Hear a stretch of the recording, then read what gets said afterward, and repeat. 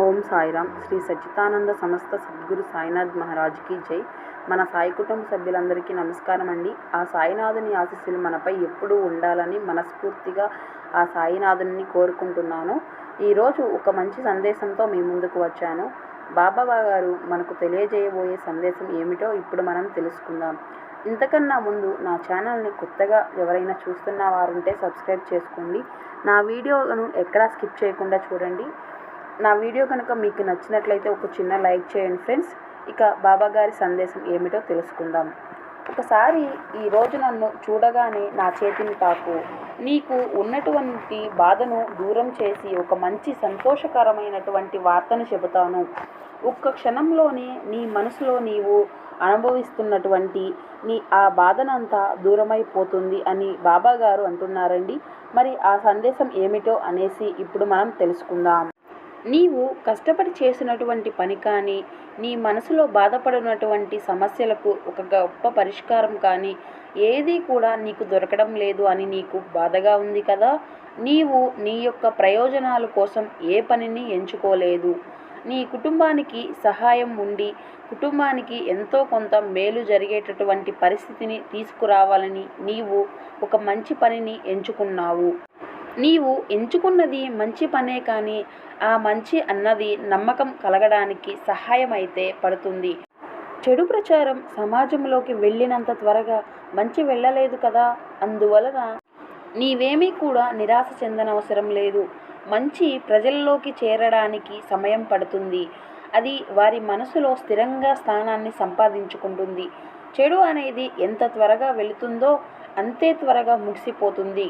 కాబట్టి నీవు త్వరగానే నీకు ఉన్నటువంటి లక్ష్యాన్ని చేరుకునేటటువంటి ఒక అద్భుతమైన సమయం రాబోతుంది.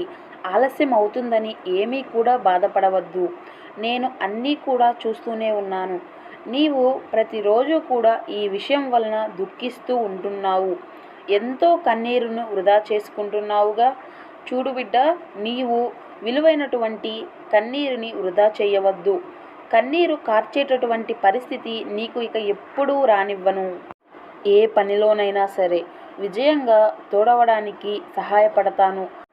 ఇది నేను నీకు చెబుతున్నటువంటి ప్రమాణం. నీవు అపజయం పాలు అయిపోతున్నావేమోననేసి ఎప్పుడూ కూడా భయపడవద్దు. నేను ఉండగా నీకు ఎందుకో భయం? నలుగురిలోనూ నిన్ను ఉన్నతంగా నిలబెట్టేటటువంటి బాధ్యత నీ సాయిది. నీవు ఏ ప్రయోజనం కోసమైతే ఒక మంచి పనిని మొదలుపెట్టావో ఆ ప్రయోజనం అతి త్వరలోనే పొందుతావు. నీవు అనుకున్న విధంగానే నీ కుటుంబానికి నీవు అన్ని విధాలుగా తోడుగా ఉంటావు. నీ యొక్క పట్టుదల, కృషి చూసి నీ కుటుంబం నిన్ను తప్పకుండా అభినందిస్తుంది. పట్టుదలతో ఉండు. పట్టు వదలకుండా నీవు ఇన్ని రోజులు విజయం కోసమే కదా తప్పిస్తున్నావు. కాబట్టి ఆలస్యం అవుతూ ఉంటుంది. అయితే నీలో ఉన్నటువంటి ఆ కొంచెం కూడా సహనాన్ని బయటకు పంపించేయి. ఎప్పుడూ కూడా ధైర్యంతో ఉండు. నీవు అనుకున్నది సాధించనేమో అనేటటువంటి భయంతో, బాధతో కన్నిటిని వృధా చేయవద్దు. ఏ పని మీద నీ మనసు పెట్టలేకపోతున్నావు కదా. దేనికైనా కానీ సమయం, సందర్భం అనేది ఉంటుంది కదా.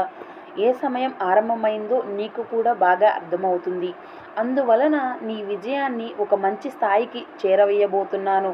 అది ఎంతో ఉన్నతమైన స్థాయికి వెళ్ళి నీవు ఏదైతే కోరుకుంటున్నావో, కలలు కంటున్నావో అవి అన్నీ కూడా లభించేలా చేస్తున్నాను.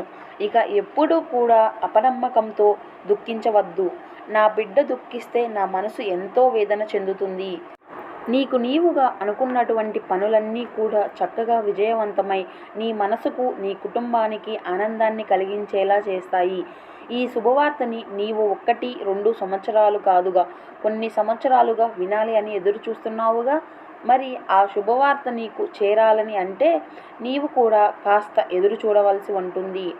నీవు ఎన్నో సంవత్సరాలుగా ఎదురు చూస్తున్నావు కాబట్టి నిన్ను చూస్తూ నీకు ఉన్నటువంటి బాధలను, నీ మనసును అన్నీ అర్థం చేసుకునేటటువంటి నీ తండ్రిలాగా తప్పకుండా నీకు కావాల్సినటువంటి లాభాన్ని నీకు అందేటటువంటి మార్గాన్ని ఏర్పరచబోతున్నాను.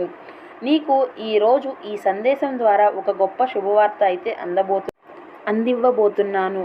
గత కొంతకాలంగా నీకు ఉన్నటువంటి ఆర్థిక బాధలు కూడా మెరుగుపడబోతున్నాయి. ఆ బాధలు తొలగించుకోవడానికి నీవు చేసేటటువంటి ప్రతి ప్రయత్నాలు అన్నీ కూడా ఫలితం నీకు ఉన్న అవసరాలు అన్నీ కూడా తీర్చేటటువంటి మంచి ఫలితం నీకు దరిచేరబోతుంది. కేవలం అందుకోసమే నీకు ఈ శుభవార్త తీసుకొచ్చాను. నీవు అనుభవిస్తున్నటువంటి బాధలు అన్నీ తొలగిపోతాయి. నీకు ఆర్థికంగా కూడా మెరుగు పుంజుకుంటావు. మొదటిగా అయితే నీకు ఉన్నటువంటి రుణబాధలు అన్నీ తొలగిస్తాను.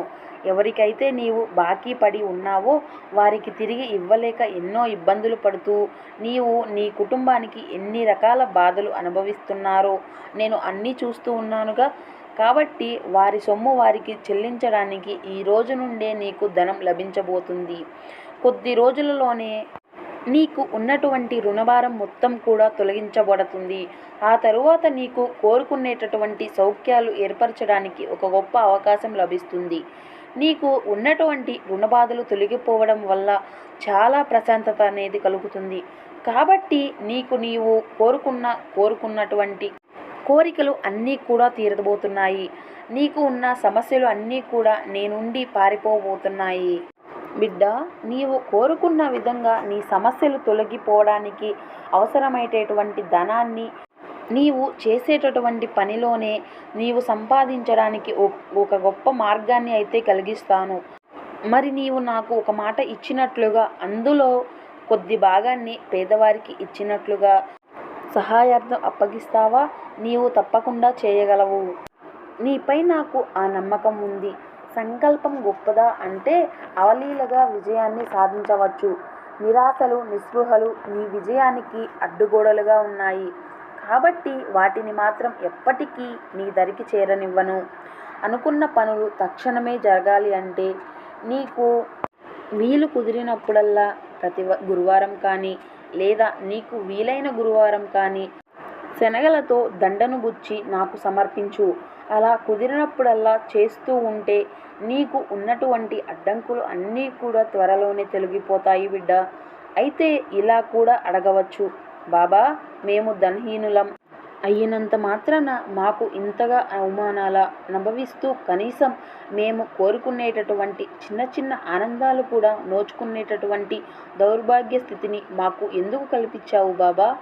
మాకు డబ్బు లేకపోవడమేనా మాకు ఉన్నటువంటి లోపమా అనేసి నీవు ఎన్నోసార్లు బాధపడినా నా ముందు కన్నీరు కార్చావు. నీకు ఒక చిన్న విషయం చెబుతాను విను. భగవంతుడు ఎప్పుడూ కూడా పేదవారి మధ్యనే నిత్యం ఉంటాడు. ఎందుకంటే వారికి ఉన్నటువంటి సమస్యలు వారు పడేటటువంటి బాధలు అన్నీ కూడా స్వయంగా ఆయన చూస్తూ వారికి కావాల్సినటువంటి ప్రతి సౌకర్యం ఏదో ఒక విధంగా ఏర్పరిచేలా వారికి తోడుగా ధైర్యంగా అండగా ఉంటాడు. నీ మనసులో ఎప్పుడూ కూడా నేను నిన్ను కాపాడుతూ ఉంటాను అనేసి నీవు నమ్ముతూ ఉంటున్నప్పుడు నేను మరి నీ చేతిని ఏ విధంగా వదిలిపెట్టను?